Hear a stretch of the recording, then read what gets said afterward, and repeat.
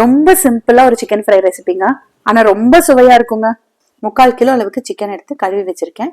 இதுக்கு ஒரு 20 சின்ன வெங்காயம், ஒரு 15 பல் பூண்டு, ஒரு நல்ல பெரிய துண்டு இஞ்சி, 2 குட்டி குட்டி தக்காளி எடுத்திருக்கேன். எல்லாத்தையும் கட் பண்ணி மிக்சி ஜார்ல சேர்த்துக்கலாம். கூட ஒரு ஸ்பூன் சோம்பு, பட்டை, கிராம்பு, 6 அல்லது 7 வரமிளகாய் சேர்த்து மிக்சியில தண்ணி ஊத்தாம நைஸா அரைச்சு எடுத்து வச்சுக்கலாம்.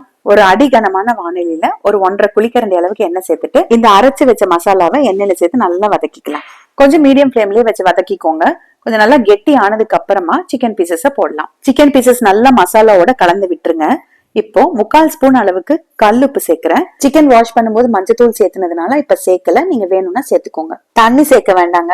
மிக்ஸ் பண்ணிட்டு சிம்ல வச்சு ஒரு மூடி போட்டு மூடி வச்சிடலாம். ஒரு 8 நிமிஷத்துக்கு அப்புறம் ஓபன் பண்ணி பார்த்தா நல்லா தண்ணி விட்டுருக்கு பாருங்க. சிக்கன் வெந்திருக்கு. இப்போ ஓப்பன்லயே வச்சுட்டு கொஞ்சம் ஃப்ரை பண்ணி விடணும்.